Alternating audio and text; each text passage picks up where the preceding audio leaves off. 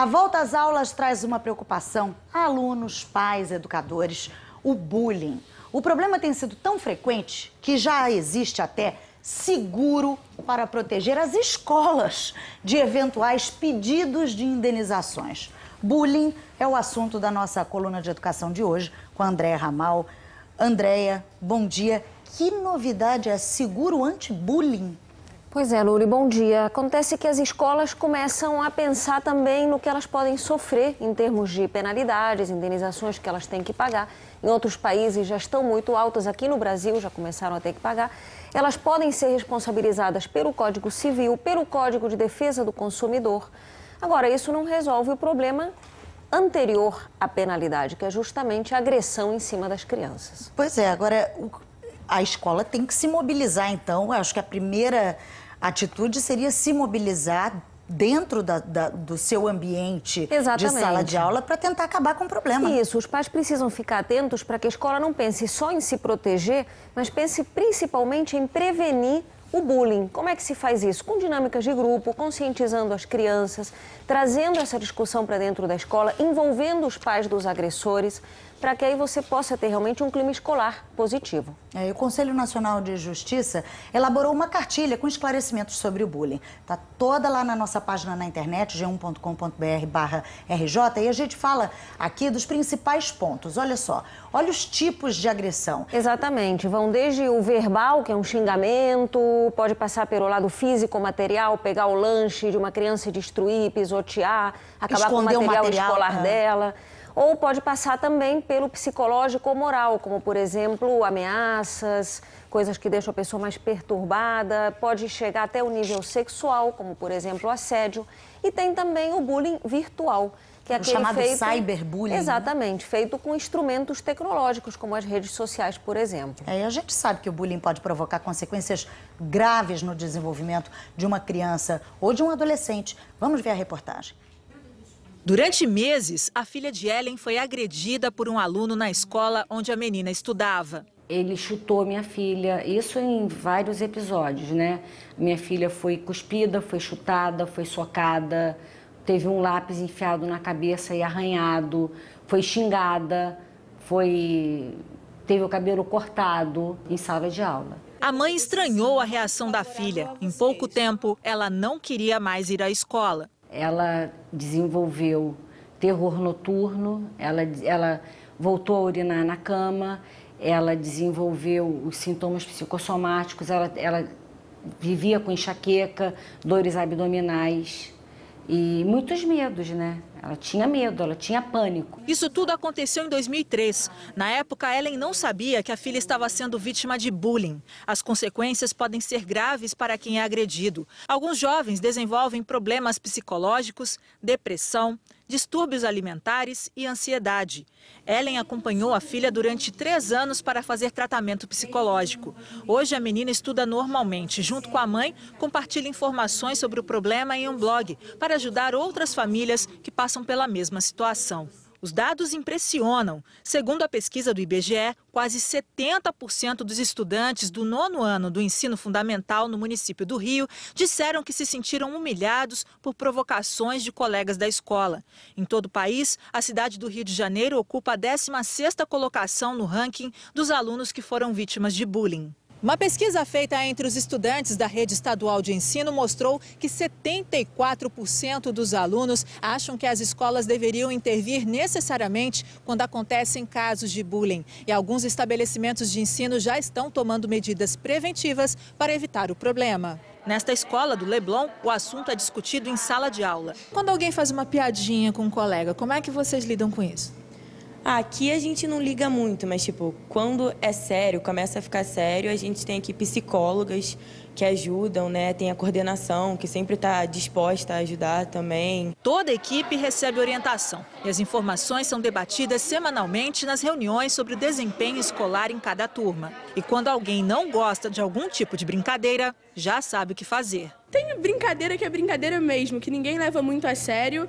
E quando levam a sério, conversam, pedem para parar e realmente a gente tem que parar. A grande diferença é você trabalhar apagando incêndio ou você trabalhar de uma forma mais preventiva, de você dar as ferramentas para que o aluno saiba resolver os seus próprios problemas, os seus próprios conflitos.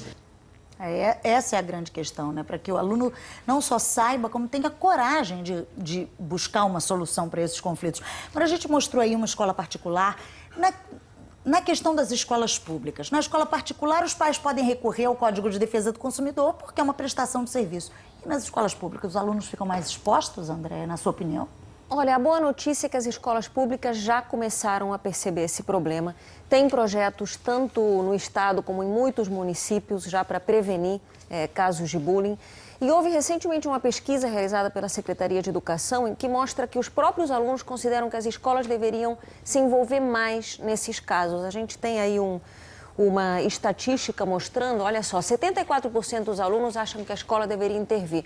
Por que os alunos falam isso? Porque muitas vezes a escola é omissa. O diretor fala que se resolva fora, simplesmente chama os pais, mas deixa que isso se resolva depois.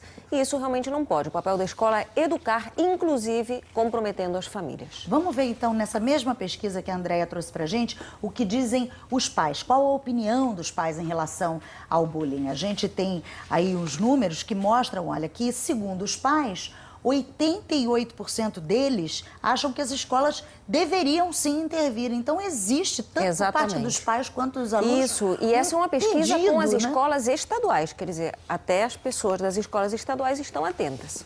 Agora, Andréia, a gente fala de bullying pensando muito nas escolas, mas é muito comum também já nas universidades, né? Sim, nas universidades existe, muita gente não comenta isso. Você quer ver um caso que está se aproximando agora, que é típico de bullying? Os trotes de início de período. Né? Tem alunos que sofreram trote ano passado, né? E já esperam o ano seguinte para poder se vingar dos outros.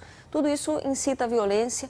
É muito triste porque também as pessoas que não concordam têm medo muitas vezes de se posicionar, até por receber alguma violência. Você viu o caso do rapaz que foi defender um mendigo, não era bem bullying, mas você vê, as pessoas ficam muito acuadas. Nós voltamos a conversar com a Andréia Ramal. Nosso assunto agora é como anda a participação dos pais na vida escolar dos filhos. Uma pesquisa da Secretaria Estadual de Educação traz vários números interessantes, né, Andréia?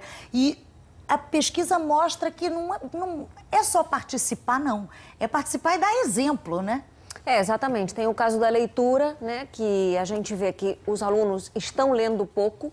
Tem aí um gráfico para mostrar para vocês, os alunos estão lendo, olha só, lá embaixo, 6 ou mais livros, são pouquíssimas as pessoas que leram, mas nenhum livro ou apenas um livro são praticamente 25% das pessoas. E os pais leem menos do que os alunos. Quase 40% dos pais não leram nenhum livro em 5 anos. O que você acha disso? Nenhum livro. Pois é, não há filho que vá entender que a leitura faz parte da rotina. E também até o próprio auxílio na hora de estudar as matérias, poder tirar alguma dúvida. Tem o caso da pergunta em cima disso, se os pais conseguem ou não responder dúvidas dos seus filhos. E aí mais de 40% deles dizem que não saberiam esclarecer uma matéria. É preciso acompanhar o que acontece dentro das escolas, né, André? Quer dizer, participar das reuniões, por exemplo, de pais, que muitos pais não comparecem, né? Exatamente. O que a gente percebe é o seguinte, Ana Luísa, por mais que se tenha um bom projeto da Secretaria de Educação, por mais que se faça a capacitação dos educadores, capacitação dos diretores, se a secretaria e as escolas não envolverem os pais nesse acompanhamento, não vai ser possível ter um nível de ensino como a gente gostaria de ter aqui no Rio. E a realidade no Rio, pelo menos, é essa. Olha a participação dos pais nas reuniões. 36% sequer participam das reuniões de pais. Então, não conhecem um projeto pedagógico, não podem colaborar com a educação do próprio filho. Agora, em relação à internet, que é um instrumento hoje presente nas salas de aula, é um instrumento que desperta o interesse dos filhos, os pais não têm intimidade, né? Não tem. Olha que dado interessante, quase 100% dos alunos têm acesso frequente à internet. Agora, olha aí a barrinha dos pais, o acesso deles é a barrinha vermelha. Olha que poucos são os pais que não têm acesso, que acessam realmente a internet. O que significa isso? Eles não conseguem orientar os filhos no uso da internet. Tem muitos alunos que nessa pesquisa disseram que costumam até copiar direto da internet os trabalhos. Enfim, se a gente conseguisse envolver mais os pais, seria maior rendimento dos filhos. Muito obrigada, Andréia, pela sua participação. Bom dia para você. Obrigada, Luli.